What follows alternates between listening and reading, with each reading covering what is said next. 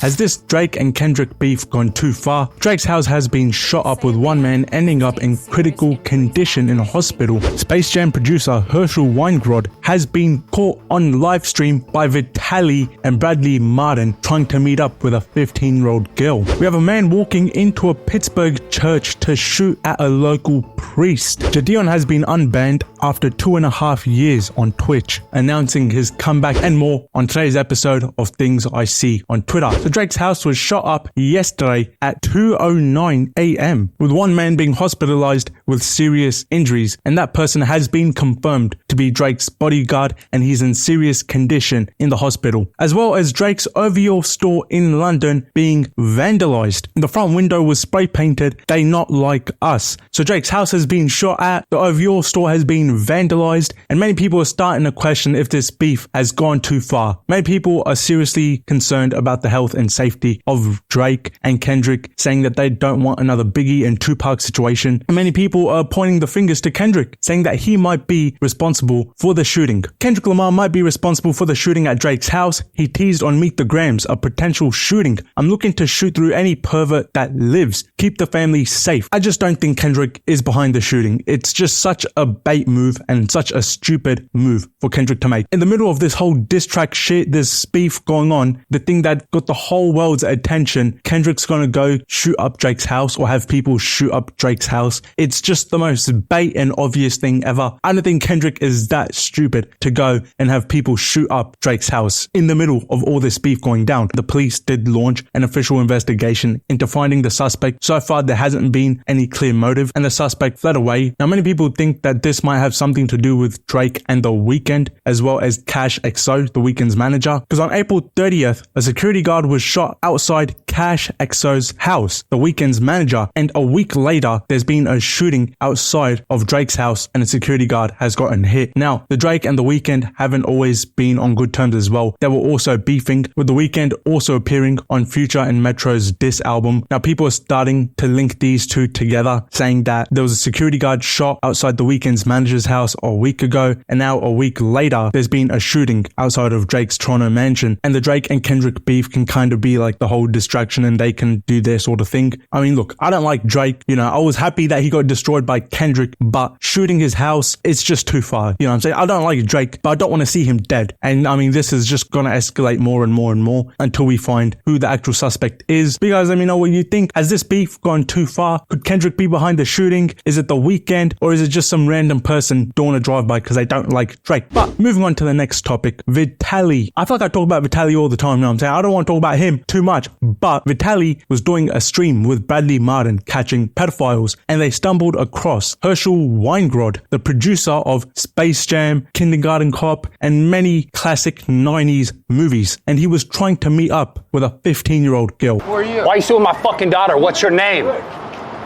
You know how old she is? I have no idea. You have no idea. No idea. You have no idea. No. You know how old she is? I messed with her. She was 23 on 23. Is that what the conversation looked like? She was 23 on a 23. dating site. Yeah, she was 23 on How old is she? Site. I have no idea. Lila, how old are you? 15. I'm sorry. She was 23 on a dating site. All we've done is So talk. she didn't tell you how old she was? She did. She did? Yeah. How old is she? She said she was 15. How did she tell you how old she actually is? She said she's 15. 15. She said she's 15. Why are you here? Why are you sitting here? I'm just... It's just weird. I don't understand what people So you're a say. pedophile trying to meet a 15-year-old. Oh shit, I'm sorry, it's not a boy, it's a girl. Whoa. Let him go.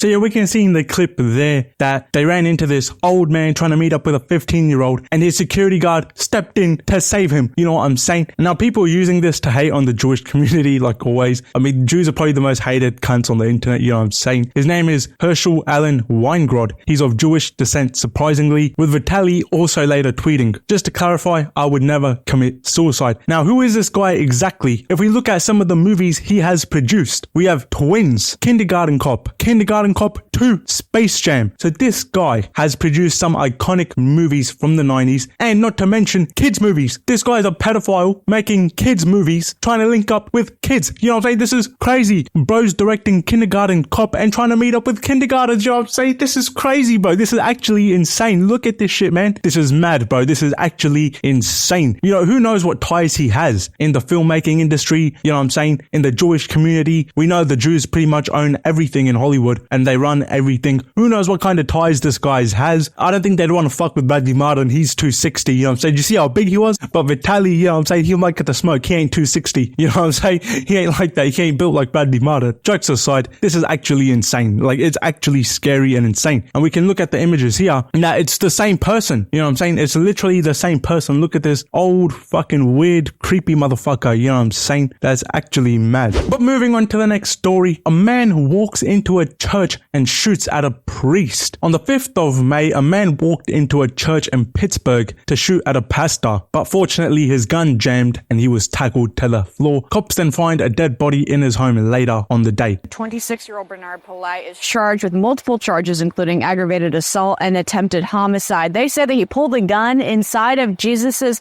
dwelling place church shortly after 1 o'clock in the afternoon yesterday, and police say Polite attempted to shoot Pastor Glenn Germany while he was delivering a sermon. Pastor Germany says Polite faces mental illness. Police made a discovery at Polite's home, and when police arrived, they found a man shot to death inside of the home. The victim in this shooting has not yet been identified. This is crazy. There seems to be an attack on religion going on and Christianity. We had the stabbing in a church in Sydney just a few weeks ago, and now we've got this. Unfortunately, the guy's gun jammed, you know what I'm saying? But bro, this is crazy. Like, what's going on here? You know what I'm saying? People bringing guns into churches, as well as the fact that they found a dead body in the guy's home. Now, they did say he had a mental illness. They didn't specify which one. It's an easy scapegoat most of the time for people like this, you know what I'm saying? Just to say that you have a mental illness. Maybe they do, maybe they don't. Maybe it's just some kind of cover up. They say he did apologize, but who the fuck knows, man? But it's crazy. There's scary shit going on, you know what I'm saying? Moving on, Jadon has been unbanned on Twitch after 2.5 years. So Jadon was banned on Twitch over 2 years ago for raiding Pokemon's stream and sending her hate. Although he apologized and everything, he never got unbanned. And a lot of people were saying that he got banned unfairly. And there were people that done a lot worse things on Twitch and they didn't get permanently banned. But after 2.5 years, he has been unbanned on Twitch. Releasing this video here. Boy just got unbanned from Twitch. I'm storyboarding the comeback video, man. It's gonna be a movie. I'm making sure that it's a movie.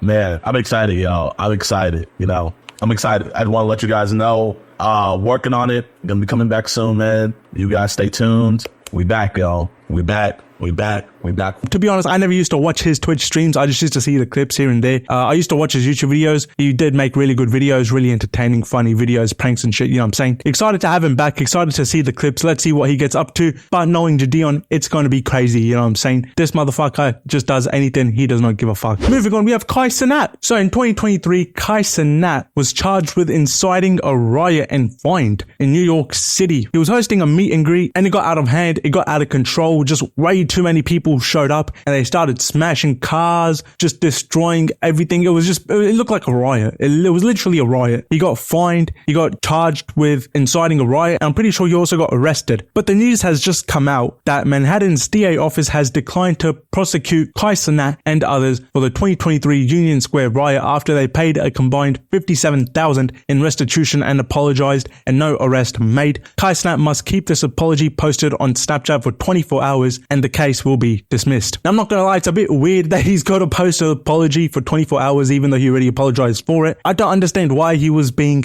charged with inciting a riot in the first place, because it's not like he went there hosting a meet and greet saying let's tear shit up and let's destroy everything, right? You can't be responsible for other people's actions. And yes, when you're hosting a meet and greet in a city like New York City and you have the publicity and followers and fame like Cenat, you should be more aware of doing things like that. That was his mistake, definitely. But again, I mean, it got out of control. It's not really his fault. You can't can't be responsible for other people's actions. So I don't think he should have been going to jail and charged with all that shit.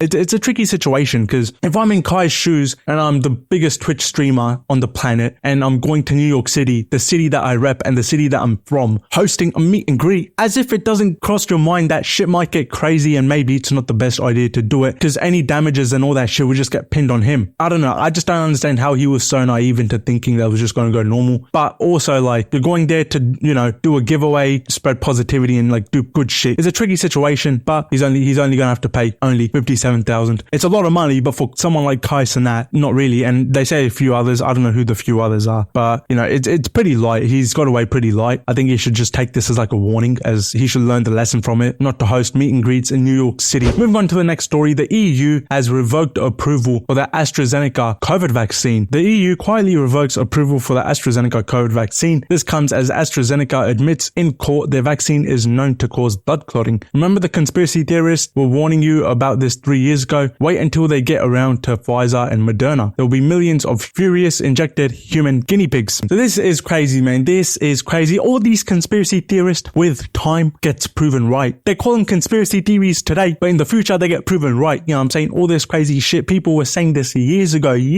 that the COVID vaccine is dodgy. The doctors that would come out and say that the vaccine is dodgy, they would get silenced and cancelled and shut up. And, you know, you couldn't leave your house if you weren't vaccinated. You couldn't work if you weren't vaccinated. They forced everyone to get vaccinated. And now those same vaccines are causing blood clots and they're fucking revoking them. You know what I'm saying? Is this not mad? We don't, like, you know what I'm saying? We literally got forced to put some shit in our bodies. We didn't even know what the fuck it is. And now they're revoking it because it's dangerous. We're going to say, nah, man, I don't want to take it. You know what I'm saying? Because at the end of the day, if it's harmful to take the vaccine and you don't, the only person it harms, it's you, really, if you think about it. But onto the last story, TikTok has officially sued the US government. They claim the app being banned is an unprecedented violation of the First Amendment right to free speech. So earlier this year, the US state Montana became the first state to ban TikTok. And this was as of January 2024. Now, TikTok has filed a lawsuit back at Montana saying that the TikTok ban violates free speech, the First Amendment in America. And I've spoken about this before in previous videos, and I've said, look, I don't like the app TikTok. I think it's a stupid fucking app, but I don't think it should be banned. I think banning it is very scary. And yeah, I mean, it bans free speech. It's just silencing people effectively, and you're restricting them onto the platforms they can and can't use. So then if you stop TikTok, if you ban TikTok, you're pushing people to the censored platforms. You know what I'm saying? Good on TikTok for pushing back against the US government, because the US has been known to bully other companies and countries as well. They're a bully. They bully people. So I think it's good that ByteDance is suing the US state Montana, the US government. And to be honest, as much as I don't like TikTok, I hope they win. I hope they win. I don't want to see it get banned. Once TikTok gets banned, they're only going to try and keep pushing their agenda further, and they're going to keep trying to ban other apps and see what they can get away with. If they can ban TikTok, they can ban much more. That's been it for today's episode. Click on some more ones on the screen. Fuck off.